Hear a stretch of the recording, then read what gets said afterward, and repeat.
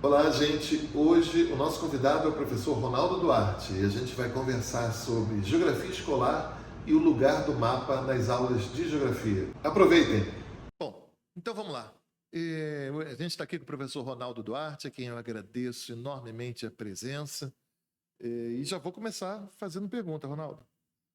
Queria que você, dentro da sua experiência, que não é pequena, dentro da educação básica e também da formação de professores, a gente pode realmente considerar que o mapa é um repertório, vamos dizer assim, bastante comum dentro do vocabulário geográfico? O que você pensa disso? Como é que você traduz para a gente a ideia de mapa e de vocabulário geográfico, pensando na formação de alunos, no caso, principalmente da educação básica? Como é que você vê isso? Bom, Alex, antes de mais nada, agradecer aí o convite, né, e parabenizar você pela iniciativa super interessante e oportuna do Radar Geográfico, uma ferramenta muito interessante de comunicação, de divulgação científica, né? Achei super bacana a iniciativa. Bom, basicamente, assim, respondendo a sua pergunta, eu entendo que, infelizmente, não. O mapa não ocupa o espaço, sobretudo na educação geográfica, ainda que não só, que ele poderia e deveria ocupar, né? E isso é incoerente, digamos assim, em vários níveis, né? Primeiro que, se você for analisar na história, né, da geografia, você vai encontrar uma quantidade enorme de geógrafos eminentes defendendo o mapa como um artefato, digamos assim, central para a ciência geográfica em geral e para a educação geográfica em particular, né? Eu lembro aqui, por exemplo, do Rui Moreira, né, com a sua famosa frase de que o mapa é o vocabulário, é o repertório mais conspícuo do vocabulário geográfico, quer dizer, mais visível, mais presente do vocabulário geográfico. Lembro do Richard Hartshorne, lá em 1939, falando de que se um problema não pode ser eminentemente estudado pelos mapas, ele é duvidoso que esse problema esteja no campo da geografia, né? O mapa, junto com o globo, é um verdadeiro símbolo da geografia, né? Os congressos até procuram, hoje em dia, fugir, né, até certo ponto, dessa obviedade, né, de usar o mapa como símbolo da geografia, mas é, de fato, um símbolo muito forte, né? E, a despeito disso, o mapa efetivamente foi se afastando cada vez mais, vamos dizer assim, dessas ferramentas à disposição do geógrafo, efetivamente enquanto utilização, e principalmente do professor de geografia, né? Eu lembro que, assim, a primeira vez que isso me chamou a atenção foi no início da minha carreira, nos primeiros anos ainda na minha carreira, em que eu, com alguns anos de formado, me mudei para um município do interior aqui do Rio de Janeiro, fui trabalhar numa escola privada e, após um tempinho ali naquela escola, eu fui convidado para ser o coordenador do ensino médio que estava sendo aberto naquele momento. A escola até então só tinha um fundamental, né? E aí, na minha posição de poder, né, de coordenador, eu convenci as proprietárias da escola a comprar ali uma quantidade bem grande de mapas murais, né, tanto de geografia quanto de história, e pedir para o pessoal da manutenção fazer uma mapoteca super organizadinha, com os mapas pendurados, etiquetados, para ser aquela coisa fácil de pegar, botar no lugar, né, todo empolgado. Para minha decepção, né, dos 5 professores de geografia da escola, praticamente o único que usava os mapas era eu. O pessoal de história usava mais os mapas até do que os professores de geografia, né? E tinha uma professora de geografia que pegava o mapa de vez em quando, e aí, só que depois de um tempo eu descobri que ela usava como tela para o então retroprojetor, né? Eu usava o mapa invertido para usar o retroprojetor como tela. Então, tudo bem que isso vamos dizer assim, um apontamento de caráter pessoal, mas, se você for olhar as pesquisas, né, o que se produz no campo da cartografia escolar, você vai encontrar uma quantidade muito grande de autores e de pessoas e de pesquisas demonstrando essa absoluta subutilização do mapa como recurso, né, pedagógico nas aulas de geografia. Eu lembro aqui, por exemplo, de um artigo de alguns anos da professora Valéria Roque Ascensão, lá da UFMG, junto com o Valadão, também da UFMG, e da Patrícia Assis Silva, que hoje é Federal de Juiz de Fora, na época ela era orientanda de um dos dois, já não lembro quem. Ela fez, com apoio de uma série de estagiários, né, ela acompanhou o trabalho de 110 professores de geografia de Belo Horizonte, né, e fazendo uma série de registros sobre as práticas, mas o objetivo dela era justamente verificar o uso do mapa. Então, ao longo de um conjunto, que eu já não lembro mais de quantas aulas, ela verificou que desses 110 professores, 45 usaram o mapa nas suas aulas, naquele conjunto de aulas ali que foram dadas, né? Sendo que 43 o mapa propriamente dito. 2 trabalharam com mapas mentais naquele período de tempo que eles acompanharam as aulas. E desses 45 que usaram, ou seja, em relação a 110, algo aí, chutando aqui rápido, próximo de 40%, né? E esses professores basicamente usavam os mapas para localizar, dizer, olha, isso fica aqui, para descrever e para fazer cálculo de escala, né?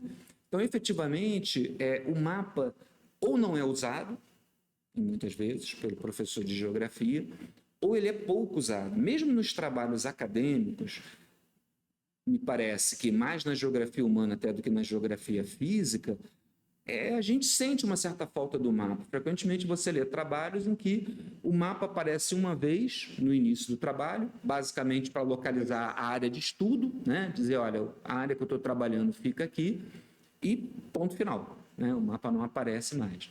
Então, em resumo, contraditoriamente a uma ciência, né, e a uma matéria escolar a ela associada, que se define como uma ciência que busca compreender um espaço adjetivado de geográfico, aquilo que é ou seria, né, a maior ferramenta para você compreender essa dimensão, né, espacial, que são as representações do espaço, sobretudo as cartográficas, são cada vez menos utilizadas, né?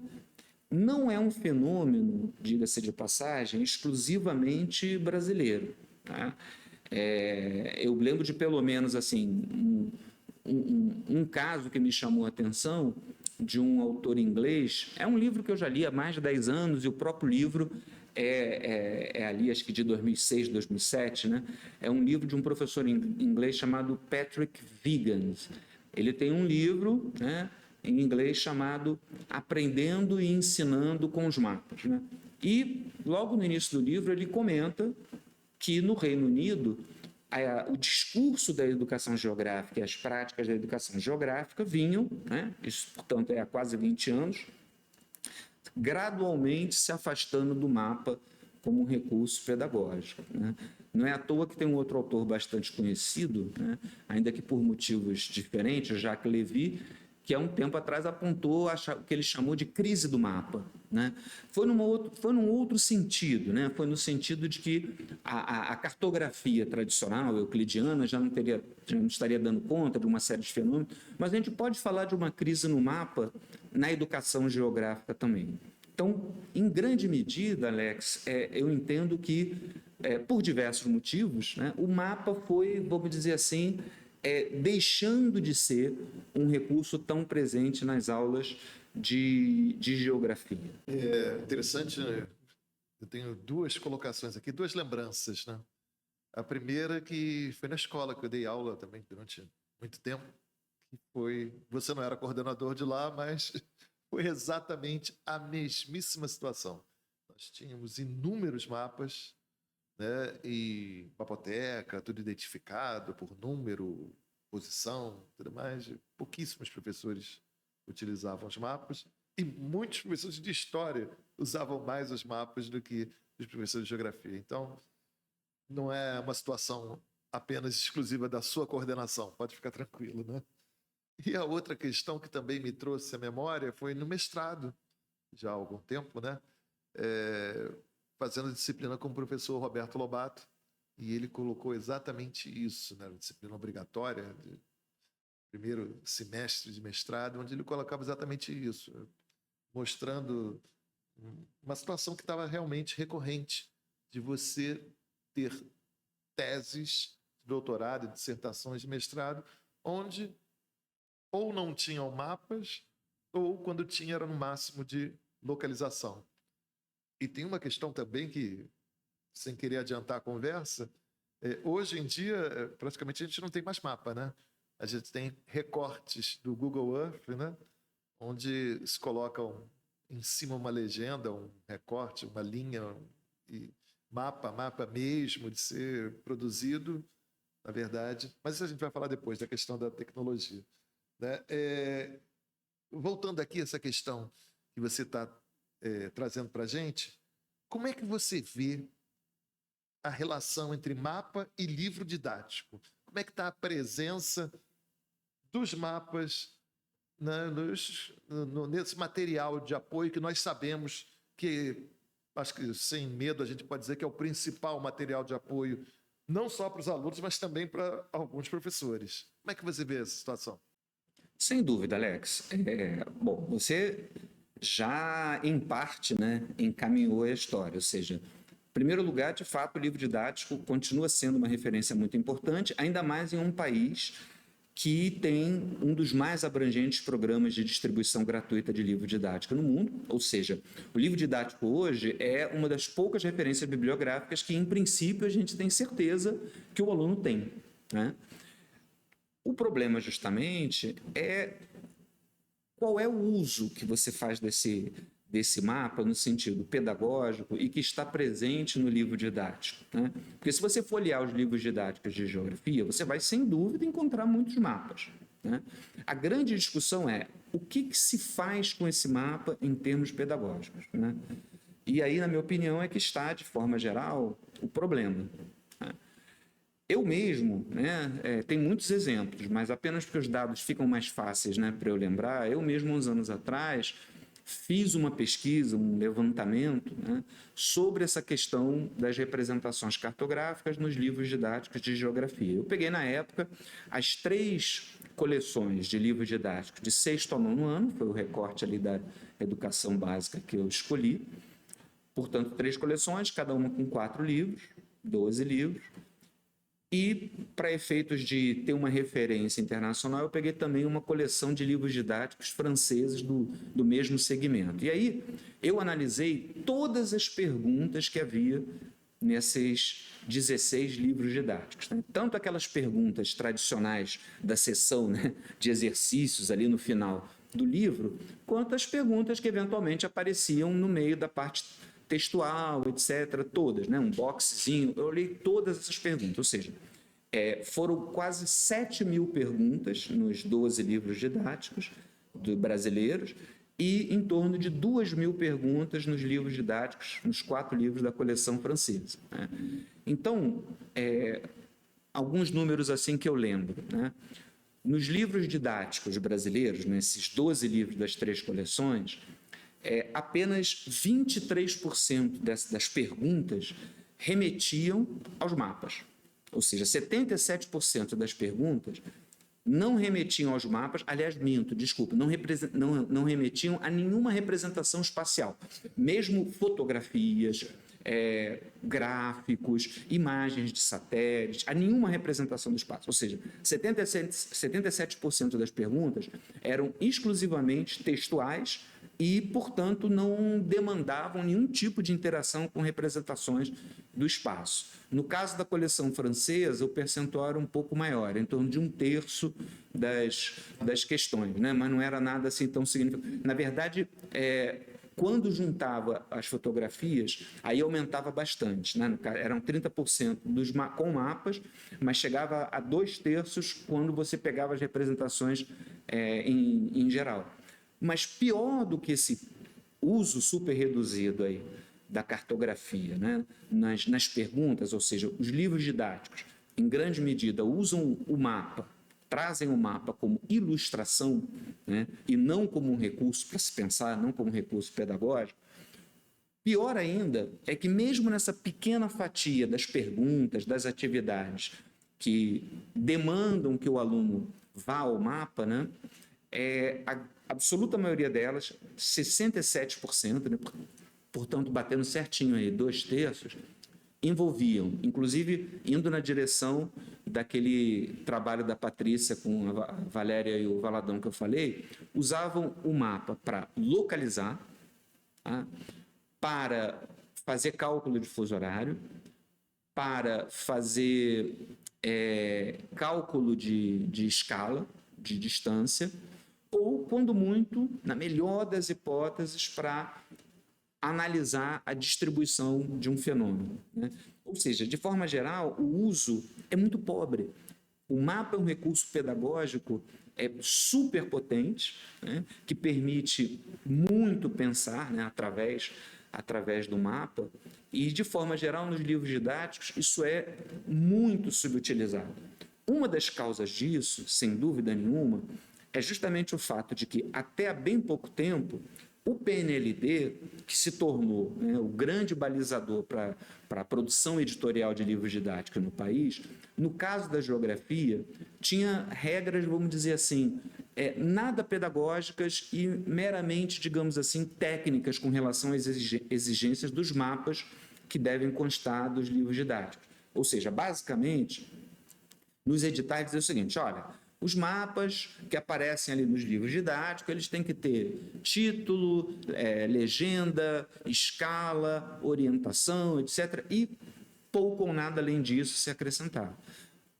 Há um edital mais recente em que isso melhorou bastante, mas eu ainda não sei os efeitos disso efetivamente na produção dos livros didáticos mais recentes. Mas o fato é que, de maneira geral, infelizmente, os mapas no livro didático, é claro que a gente não pode generalizar, há coleções, né, e há autores que fazem um uso muito mais apropriado, né, do mapa como recurso didático nos seus livros voltados para a educação básica, mas, de forma geral, os trabalhos, as pesquisas ainda mostram que essa presença do mapa como um recurso para pensar nos livros didáticos ainda é muito pobre. Sim, sim. É interessante, assim como você, né? Também tive uma carreira dentro da educação básica e dentro da universidade ao mesmo tempo, né? De maneira paralela. E quando eu dava aula no ensino médio, principalmente no terceiro ano, a grande preocupação dos alunos com vestibulares, com o Enem, os vestibulares isolados, justamente o que vai cair na prova, o que será que vai cair, Alex? E eu, além de falar possíveis conteúdos, né, aqueles que já são mais tradicionais, eu sempre destacava para eles: olha, mas não basta você estudar, isso você tem que pensar que a probabilidade de cair um mapa não é pequena numa prova de vestibular. E era um verdadeiro misto de decepção com preocupação por parte dos alunos. Mas o que eu vou fazer com relação ao mapa? Como é que demonstrava uma grande um desconhecimento, para falar a verdade, talvez por não ter encontrado ao longo dos anos de formação esse uso tão frequente. E, de repente, isso vai ser cobrado numa prova de vestibular, que pode decidir a vida dele, para onde ele vai, para onde ele não vai. Uma grande preocupação por parte dos alunos em relação a isso, né? Isso é muito interessante que você está trazendo. Quer dizer, não é só o professor que não usa o mapa, né? O livro didático também não incita esse trabalho, né? E os alunos, obviamente, que acabam ficando lá sem essa possibilidade. Trazendo um pouco a conversa para a questão da cartografia escolar. Cartografia escolar é uma linguagem? É uma metodologia? Os dois? Nenhum dos dois? Como é que você vê isso, Ronaldo? Eu acho que no campo aí da produção acadêmica de cartografia escolar, eu entendo que isso hoje em dia está bem pacificado, né? No sentido de que são os dois, né? Isso não é uma novidade, né? Absolutamente. Se você for olhar os trabalhos, as produções, né, de duas das nossas pioneiras da cartografia escolar, desbravadoras da cartografia escolar. Em primeiro lugar, a desbravadora mor, né, a professora Lívia de Oliveira, na sua famosa tese de livre docência lá da Universidade Estadual de São Paulo, Estudo Metodológico e Cognitivo do Mapa, de 78, ela ali já apontava, assim como a professora Maria Helena Simieli, na sua tese de doutorado de 86, já apontava a questão de que é preciso avançar do estudo do mapa, onde você, e que é importante, né, onde você, em alguma medida, se apropria da linguagem, da sintaxe da cartografia, para o estudo pelo mapa. E aí é que entra o aspecto metodológico, né, do mapa, ou seja, o mapa como um caminho ou como um suporte, né, à reflexão, como um suporte à análise. Então, sem dúvida nenhuma, as duas coisas têm que caminhar o tempo todo em paralelo. Não adianta você ensinar ao aluno, né, um determinado aspecto, né, dessa linguagem, que não é uma linguagem simples, né, não é uma linguagem intuitiva, né, é uma linguagem, inclusive, que em muitas situações, para uma percepção, digamos assim, um pouco mais proficiente, ela demanda alguns embasamentos e raciocínios matemáticos importantes, né? Então, não se pode confundir a ideia, né, da importância de você aprender pelo mapa, através do mapa, com qualquer tipo de negligência quanto à importância de uma construção muito robusta dessa linguagem cartográfica, né? Mas as duas coisas têm que andar em paralelo. Nós não estamos formando na escola básica, né, já que estamos falando de cartografia escolar, nós não estamos formando cartógrafos, obviamente. Então, se nós estamos trazendo, né, esse letramento cartográfico para os alunos, especialmente para o aluno que nunca vai ser geógrafo, que nunca vai ser muito menos cartógrafo, né, isso atende a um objetivo, a uma finalidade, né, uma das ferramentas que ele vai ter para decodificar e interagir com o mundo à sua volta, com a realidade e compreendê-la melhor. Então, não tem sentido você fazer, como muitas vezes, infelizmente, ainda se faz, você restringir, né, esse processo, vamos dizer assim, de aprendizagem da cartografia aos aspectos mais técnicos da linguagem, né? Porque, inclusive, aquilo não traz ressonância para os alunos, né? Você mesmo acabou de falar de uma questão importante, né, de que os alunos lá no terceiro ano do ensino médio, às portas do vestibular, portanto, a esmagadora maioria deles, concluindo a sua trajetória como alunos de geografia, né, e, portanto, em princípio, sem ter mais contato com qualquer tipo de ensino sistemático a respeito do mapa, da cartografia, o mapa inspira ainda esse terror, digamos assim, né? Isso mostra que, de alguma maneira, não se desenvolveu adequadamente uma proficiência cartográfica. Tem vários motivos para isso, né, que a gente pode conversar mais à frente para a resposta não ficar extremamente longa, mas o fato é que essas duas, vamos dizer assim, essas duas vias da cartografia escolar têm que andar junto o tempo todo. Você ensina, né, mas ao mesmo tempo você usa o mapa para ensinar a geografia, né? Essa é a finalidade do mapa na aula de geografia. Eu uso o mapa para ensinar a geografia no sentido de decodificar a espacialidade dos fenômenos, né? Enxergar os fenômenos pelo prisma da sua espacialidade, não só da sua espacialidade, né? É bom que se diga, a geografia se define como uma ciência do espaço, mas é óbvio que a gente precisa de uma série de categorias não espaciais, né, e que são muitas vezes parte do repertório aí comum das ciências humanas, mas efetivamente a contribuição do olhar geográfico passa muito por essa dimensão da espacialidade. Então, se você não usa o mapa como parte do processo para construir conhecimento, você está basicamente construindo uma cartografia na sala de aula que não tem ressonância e que para o aluno não vai se transformar efetivamente em algo que vai permitir, né, enxergar e compreender o mundo de maneira diferente. Trazer aqui uma reflexão que você está falando aqui, eu estou pensando, e uma coisa interessante é que quando a gente está falando de cartografia escolar, uma das grandes reclamações dos professores de geografia é que a cartografia, pelo menos essa parte básica, principal, ela é, por muitas vezes, apenas matemática, né, de escala, de projeção, ela é tratada apenas no sexto ano. E alguma coisinha no ensino médio, mas de maneira muito mais rápida, muito até porque o conteúdo é muito grande, mas isso a gente pode discutir depois. Então, muitos colegas falam, o aluno não está preparado ainda no 6º ano, com 10, 11 anos, para tratar disso. E aí eu vou mais além, desculpe, mas vou dividir essa pergunta também com a outra questão da formação docente, já introduzindo o tema que daqui a pouco a gente vai se aprofundar. Muitos currículos de licenciatura em geografia, a disciplina de cartografia, e aí eu estou falando apenas de cartografia, ela também é dada nos primeiros períodos, quando o aluno acabou de entrar, passou no vestibular. Será que a gente pode apontar isso como uma questão? Tá certo que tem outras questões, principalmente em relação à formação docente nas universidades, mas depois a gente vai falar sobre isso. Mas será que nem um aluno de 10, 11 anos ele está preparado, amadurecido para tratar aquilo? E às vezes só é tratado naquele momento, chega no 7º, no 8º, no 9º ano, ele nunca mais vai ver aquilo. E, por outro lado, também o professor. Será que ele não consegue ter esse tipo de aprofundamento nos outros períodos? Ele ainda está muito cru, vamos dizer assim, muito imaturo dentro do curso? Ou não tem nada a ver? O que você pensa disso?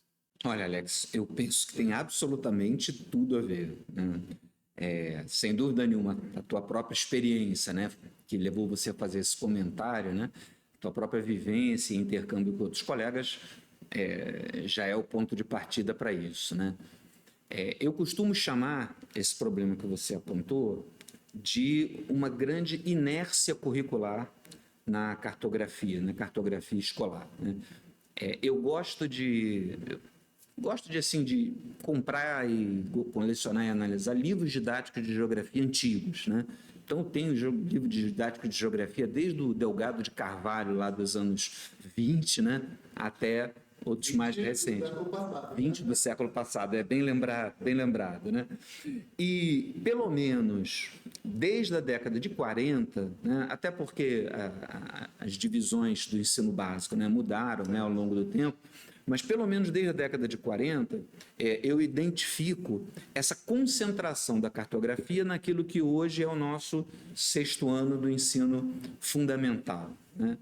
Então, respondendo mais diretamente a sua pergunta, a questão não é se o aluno do 6º ano, com 10, 11 anos, se ele está maduro para ter contato com a cartografia. Ele está maduro, tanto que a proposta, são antigas as propostas de que a alfabetização cartográfica comece nos anos iniciais, né? Seja construída ao longo dos anos iniciais, né? Portanto, não há problema de você trabalhar a cartografia no 6º ano.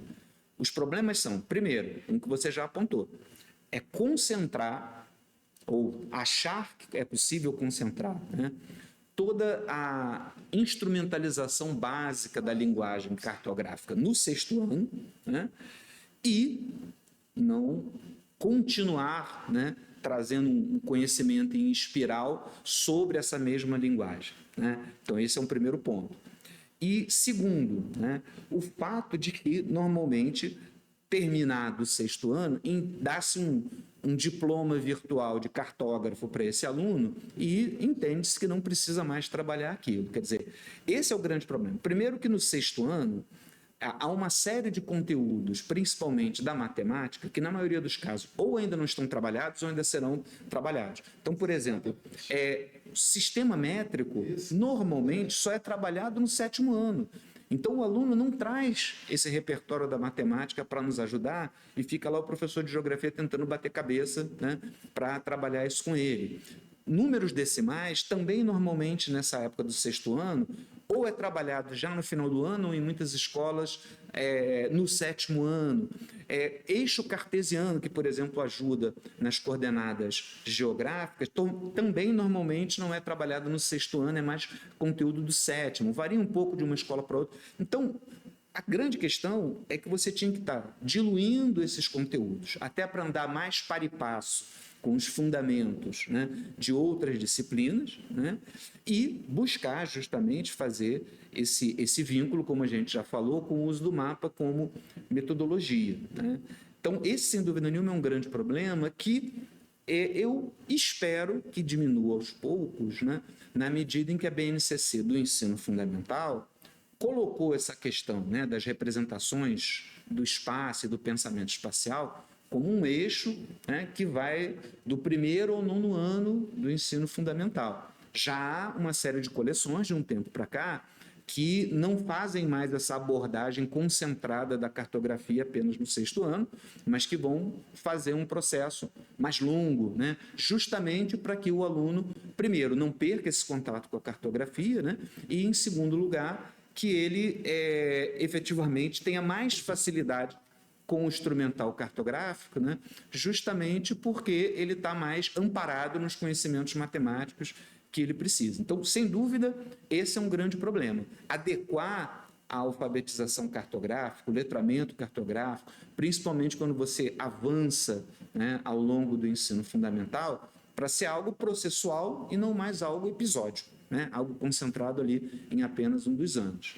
A gente já tem o problema, também tradicional, de que a alfabetização cartográfica que deveria ter acontecido, né, no 1º ao 5º ano, que espera-se que tenha acontecido, que hoje está presente na BNCC, muitas vezes não acontece porque a gente sabe que, frequentemente, o professor dos anos iniciais também não teve uma formação robusta para trabalhar a cartografia, ele está ali lidando muitas vezes com diversos conteúdos. Então, muitas vezes o aluno chega ao 6º ano, inclusive, sem esse mínimo de alfabetização cartográfica, sem coisas básicas como saber diferenciar a visão vertical da oblíqua, da horizontal, e isso é um dificultador a mais. E aí você vai para o 6º ano trabalhando questões que muitas vezes são complexas, de fato, para a idade, que deveriam ser trabalhadas de uma maneira mais processual, como eu já disse. Então, esse é um lado da questão, esse é um problema. O outro lado que você também apontou também dialoga, sem dúvida, com a formação do professor, né? do docente de geografia. E aí tem até que fazer um exercício para, vamos dizer assim, não ser muito extenso e pegar, né, pelo menos assim, os pontos que eu vejo como mais críticos, né? Então, assim, a primeira questão é que, apesar de, desde aquela tese de livre docência da Lívia de Oliveira, de 78, onde ela já defendia, né, ali, 78, que deveria existir uma disciplina de cartografia escolar, né, ou seja, uma cartografia preocupada com o uso pedagógico do mapa. Isso melhorou muito nesse século XXI, né? Mas é uma melhora relativamente recente. Mas, de forma geral, o que a gente percebe na formação do docente de geografia, na maioria dos casos, é uma dissociação muito grande entre o conteúdo geográfico e a sua tradução para a sala de aula, para a escola, né? Ou seja, por acaso, estou fazendo parte de uma pesquisa em rede, com um número bem grande de professores, que nós estamos analisando a disciplina de cartografia escolar nas universidades brasileiras, analisando os planos de ensino, né? Enfim. E, de fato, a gente identificou que hoje já está aí na ordem de muitas dezenas das instituições que têm a disciplina cartografia escolar, seja como disciplina obrigatória para a licenciatura, seja como disciplina optativa, né? Mas já há uma presença aí bem razoável. Mas, de forma geral, fora da disciplina de cartografia escolar, quando ela existe, os conteúdos de cartografia, né, que são trabalhados ao longo da graduação, muitas vezes não dialogam com essa questão da sala de aula, né? Ou seja, e aí eu estou falando tanto da cartografia mesmo, né, onde muitas vezes, por exemplo, a cartografia temática, quem dá aula de cartografia temática é um cartógrafo, muito provavelmente alguém que nunca pisou como professor numa sala de aula de ensino básico e que não tem, portanto, a menor preocupação, formação, experiência para ter essa preocupação. Quando a gente vai para o campo das geotecnologias, de forma geral, não é diferente, né? Há um foco principalmente nessa dimensão mesmo de apropriação do instrumento, né, enquanto técnica, mas também sem nenhum diálogo com como isso pode ser utilizado na educação básica, né? Isso, na verdade, vamos dizer assim, né, ampliando um pouco a discussão mesmo que só apontando, né, não é uma questão exclusivamente, né, da cartografia escolar, né?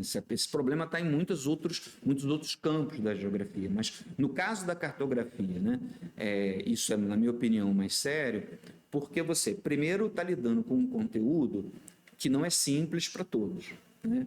E segundo, se você não tem a preocupação de traduzir isso em termos de como isso pode ser trabalhado no ensino básico, a chance do professor se sentir confortável, ou seja, dele ter a dupla segurança, digamos assim, acadêmica, técnico-acadêmica, com o conteúdo e uma segurança pedagógica, diminui muito, né? Ou seja, ele meio que, teoricamente, vai ter que aprender na prática e, muitas vezes, as situações do cotidiano na sala de aula dificultam bastante isso, né? Então, esse, para mim, aí é um grande ponto, um grande obstáculo, né? Essa distância que existe, né, entre a formação do professor de geografia, sobretudo, na minha opinião, né? Não quero aprofundar isso agora, mas nas instituições que têm as duas habilitações, né, bacharel e licenciatura, onde muitas vezes o professor de geografia urbana,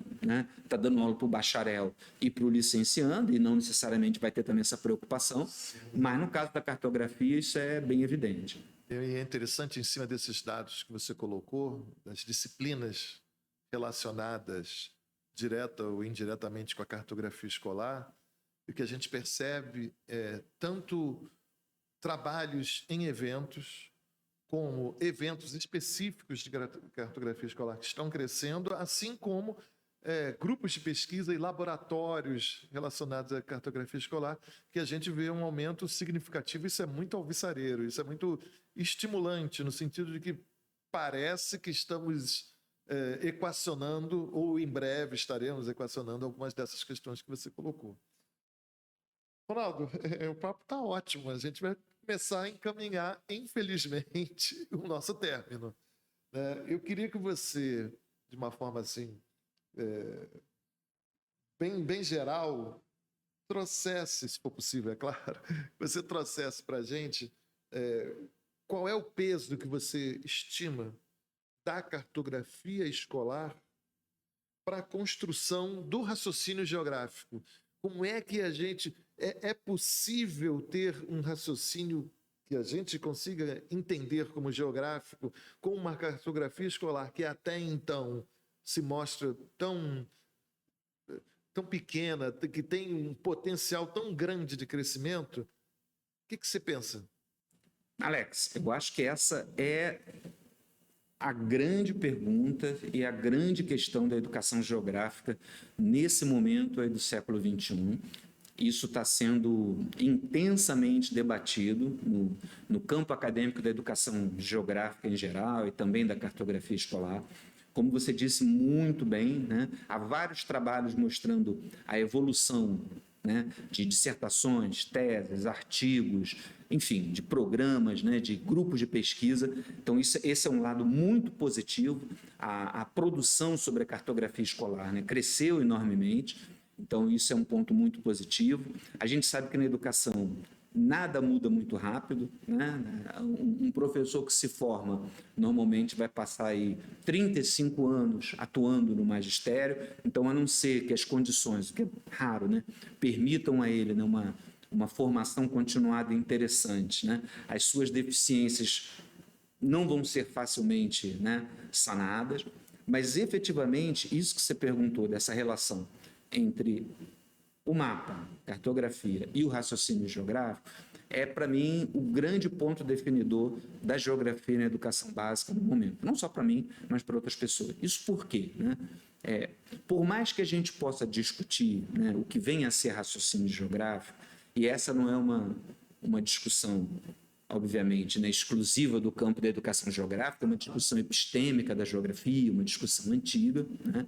Mas, efetivamente, eu entendo que se a comunidade da educação geográfica não conseguir, de alguma maneira, construir um mínimo de denominador comum, né, na direção do que se espera que um aluno egresso do ensino básico, onde ele teve geografia durante muitos anos, né, 9 anos ainda curricularmente garantido na educação fundamental e 3 anos enquanto campo de conhecimento. Vamos ver o que vai emergir dessa rediscussão do novo ensino médio que está acontecendo no Congresso, onde uma das possibilidades, né, é voltar a ter obrigatoriedade de disciplinas que foram agrupadas, né, enquanto áreas de conhecimento, mas, efetivamente, o cidadão, que não vai ser geógrafo, né, não só o que ele precisa saber de geografia, mas como a geografia vai fazer com que ele enxergue e compreenda fenômenos que sem a geografia ele não teria possibilidade de compreender, né? Em outras palavras, pensando assim, né? Ao final do ensino médio, o aluno que sai do ensino médio, nós precisamos chegar a um ponto em que ele reconheça que não, a geografia fez diferença na minha formação.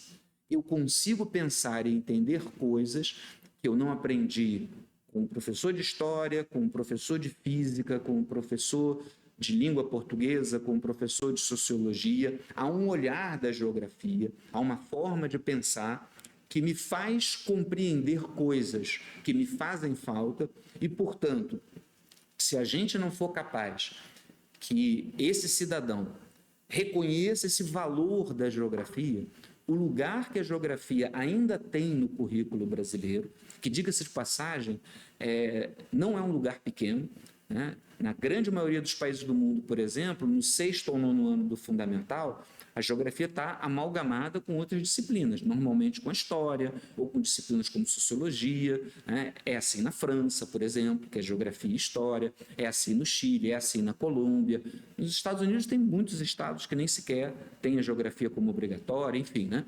Então, esse lugar que a geografia ainda tem, que não é um lugar, vamos dizer assim, importante e confortável, ele pode ser perdido. O currículo é sempre uma disputa de poder, um campo de forças, né?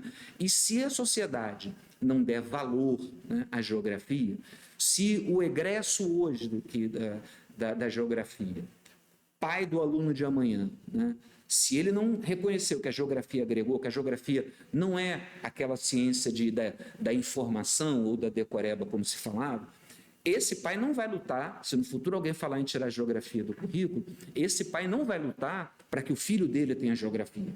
Se ele não enxergar, né, que ele passou a pensar e enxergar fenômenos da realidade de uma maneira diferente e que vamos dizer assim, que constitui uma identidade da geografia, daquilo que ele aprendeu na aula de geografia, esse espaço pode desaparecer. E o mapa, para nós, a nosso juízo, é central para isso. E quando eu falo no mapa, né, eu não estou falando simplesmente no mapa na sua versão tradicional em papel. Eu estou falando mesmo do mapa lato sensu, do mapa em formato digital, do uso das imagens de satélite, ou seja, com as geotecnologias cada vez mais a bordo disso, né, mas efetivamente você pode e deve usar o mapa para pensar geograficamente.